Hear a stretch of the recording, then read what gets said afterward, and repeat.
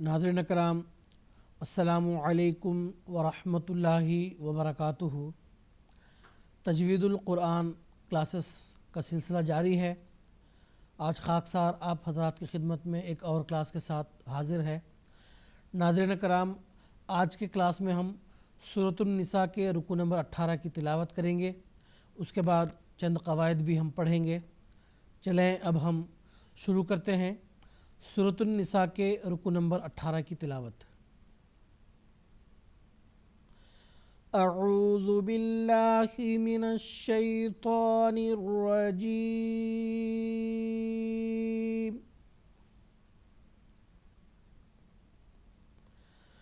بسم اللہ الرحمن الرحیم۔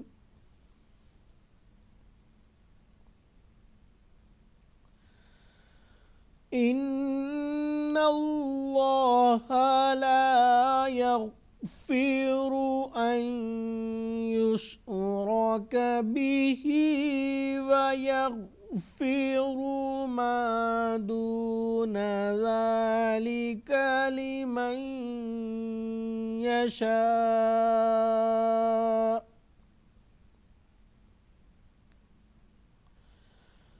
ومن يشرك بالله فقد ضل ضلالا بعيدا۔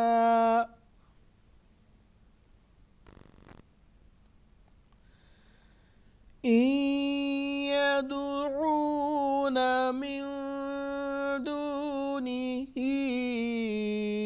إلا إناثا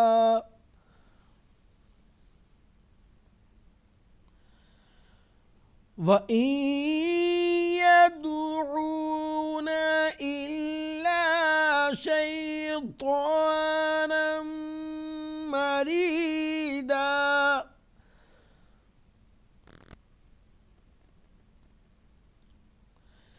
لعنه الله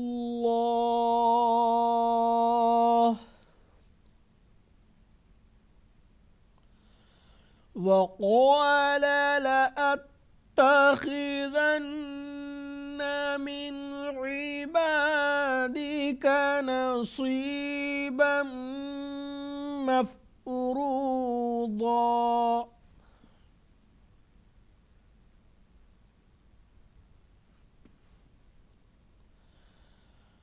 وَلَأُضِلَّنَّهُمْ وَلَأُمَنِّيَنَّهُمْ وَلَآمُرَنَّهُمْ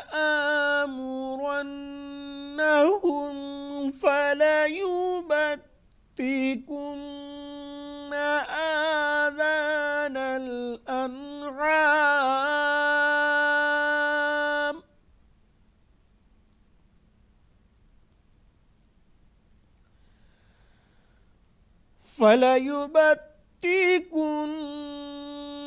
آذَانَ الْأَنْعَامِ وَلَآمُرَنَّهُمْ فَلَيُغَيِّرُنَّ خَلْقَ اللَّهِ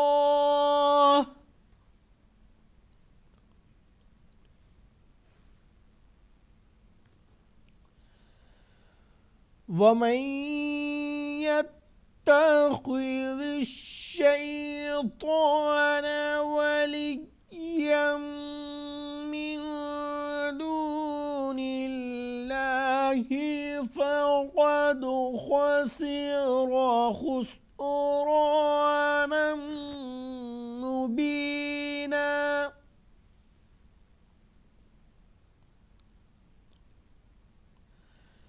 يَعِدُهُمْ وَيُمَنِّيهِمْ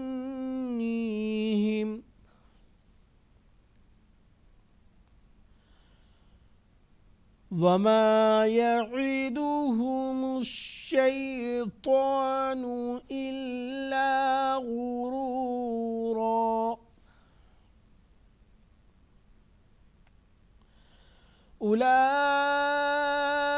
أولئك مأواهم جهنم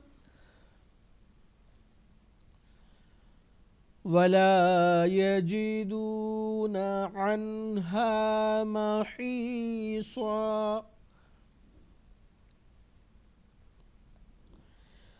والذين آمنوا وعملوا الصالحات سندخلهم جنات تجري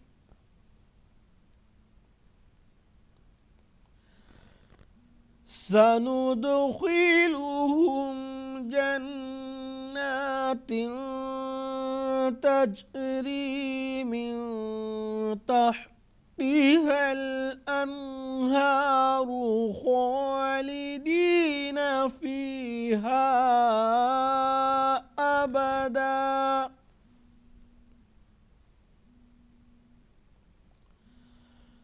وعد الله حقا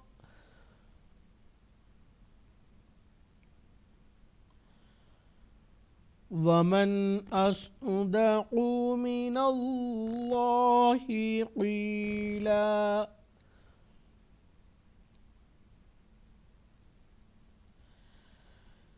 ليس بأمانيكم ولا أماني أهل الكتاب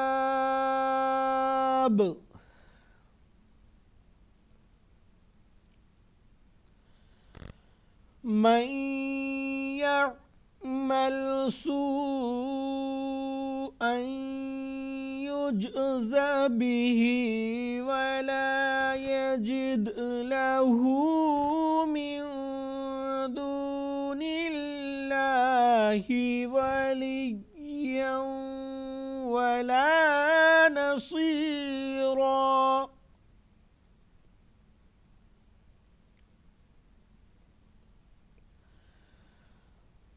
ومن يعمل من الصالحات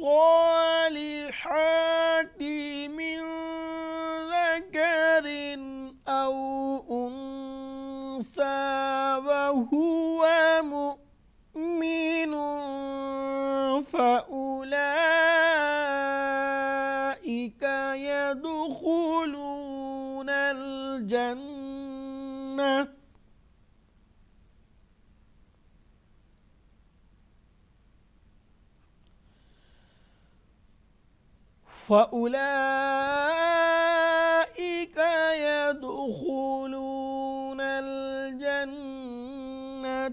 ولا يظلمون نقيرا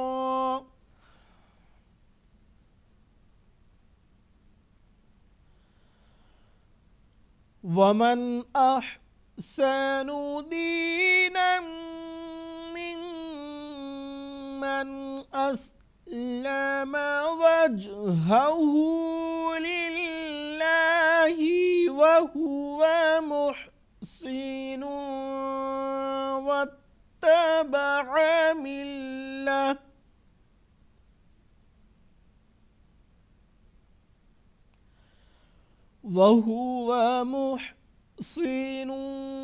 واتبع ملة إبراهيم حنيفا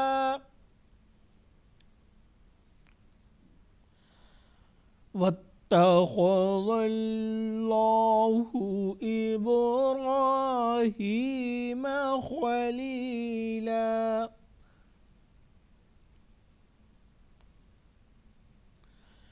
ولله ما في السماوات وما في الأرض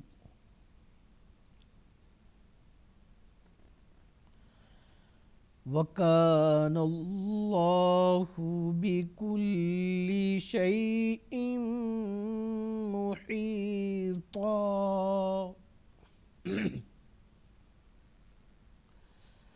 ناظرین اکرام، اب تک ہم سورۃ النساء کے رکو نمبر 18 کی تلاوت سن رہے تھے۔ ابھی ہم چند قواعد بھی پڑھیں گے۔ سب سے پہلے ان اللہ، نون مشدد کو ایک الف کے برابر غنہ کی آواز کے ساتھ ہم پڑھیں گے۔ اللہ کا جو لام ہے اس کو ہم پر ادا کریں گے۔ لا یغفرو، را کو پر پڑھیں گے۔ این یشرکا، نون ساکن کو ہم یا میں ادغام کر کے ایک الف کے برابر غنہ کی آواز کے ساتھ پڑھیں گے۔ این یشرکا، را کو پر پڑھیں گے۔ بہی و یغفرو، را کو پھر سے پر ادا کریں گے۔ ما دون ذالک، ذال کو نرمی کے ساتھ ادا کریں گے۔ لمن یشاء، نون ساکن کا ادغام یا میں ہو گیا ہے تو ادغام کے ساتھ ساتھ ایک الف کے برابر غنہ کی آواز بھی ہم ادا کریں گے۔ اور شین کے اوپر جو مد ہے، مد متصل ہے، اس کو ہم لمبا پڑھیں گے، اور علامت وقف طا آیا ہے تو حمزہ کو ہم ساکن کر کے پڑھیں گے۔ وَمَن یشرک، نون ساکن کا ادغام ہو گیا ہے یا میں، تو ادغام کے ساتھ ساتھ ایک الف کے برابر غنہ کی آواز ہم ادا کریں گے۔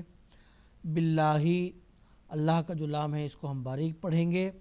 فقد، قاف کو پر ادا کریں گے، اور دال ساکن جو ہے یہ حروف قلقلہ میں سے ایک حرف ہے، اور جب حروف قلقلہ میں سے جو حرف ہو اس پر جزم آ جائے تو اس کو قلقلہ کی صفت کے ساتھ، یعنی آواز کے ٹکرا کے واپس آنے کو کہتے ہیں قلقلہ، اس صفت کے ساتھ اس کو پڑھیں گے۔ فقد ضل، ضاد کو ہم پر ادا کریں گے۔ ضا، پھر آگے جو ضاد ہے اس کو بھی پر ادا کریں گے، اور اس لام پر جو تنوین ہے اس کو قاعدہ اقلاب کے تحت با میں ملا کے پڑھیں گے، یعنی اقلاب سے مراد یہاں جو تنوین کی آواز ہے وہ میم میں تبدیل ہوگی۔ اس لیے دیکھیں آپ، چھوٹا جو میم ہے اس کو یہاں پہ لکھا گیا ہے تاکہ سمجھنے میں آسانی ہو کہ ضلالا بعیدا، نون کی آواز نہیں ہوگی بلکہ تنوین کی جو آواز ہے وہ میم میں تبدیل ہوگی، تو یہاں پہ ایک الف کے برابر غنہ کی آواز بھی ہوگی۔ آخر پر علامت وقف آیت آئی ہے تو دال کے اوپر جو دو زبر ہیں اس کو قاعدہ وقف کے مطابق ایک الف میں تبدیل کر کے ہم نے پڑھا ہے۔ این یدعونا، نون ساکن کا ادغام یا میں ہو گیا ہے تو ادغام مع غنہ، یعنی غنہ کے ساتھ یہاں پہ ادغام کریں گے، ایک الف کے برابر غنہ کی آواز ہوگی۔ دال ساکن یعنی قلقلہ کی صفت کے ساتھ دال ساکن کو ہم پڑھیں گے۔ من دونہی، نون ساکن کے یہاں پہ اخفا ہوگا، یعنی نون ساکن کی جو آواز ہے وہ پوشیدہ ادا کی جائے گی، اور ایک الف کے برابر غنہ کی آواز بھی ہوگی۔ من دونہی، ہا کے اوپر جو مد ہے، مد منفصل ہے، اس کو لمبا پڑھیں گے۔ الا، لام کے اوپر بھی جو مد ہے اس کو مد منفصل کہتے ہیں، اس کو بھی لمبا پڑھیں گے۔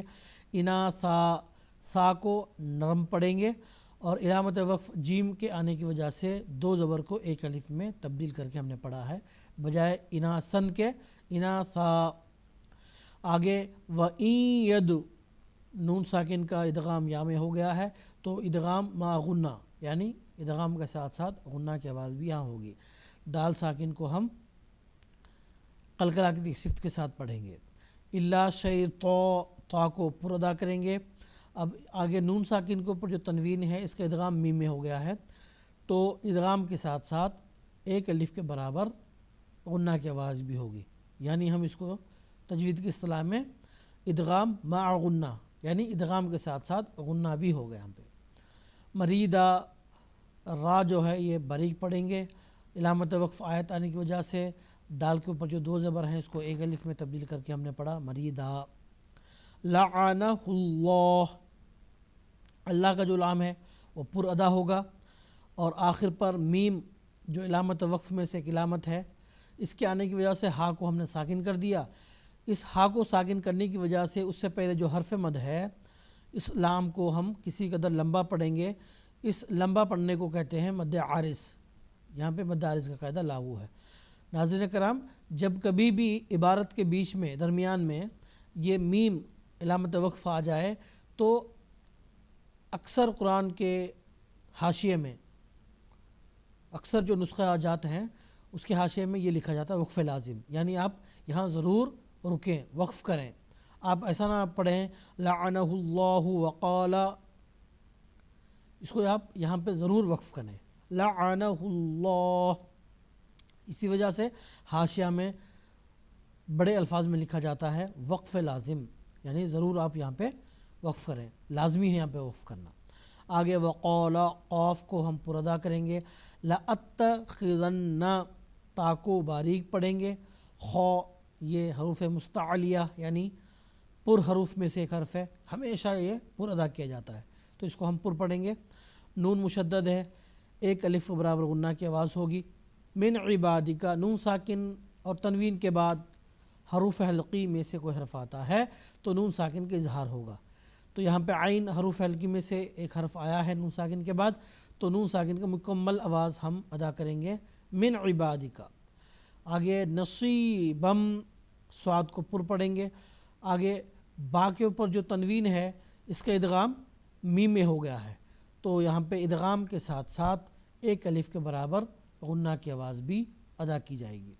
مفروضہ، را بھی اور ضاد بھی دونوں حروف پر ادا کیے جائیں گے، اور ضاد کے اوپر جو دو زبر ہیں اس کو ایک الف میں تبدیل کر کے ہم وقف کریں گے، کیونکہ قاعدہ وقف یہی کہتا ہے کہ آخری حرف اگر دو زبر ہیں تو اس کو ہم ایک الف میں تبدیل کر کے وقف کریں گے۔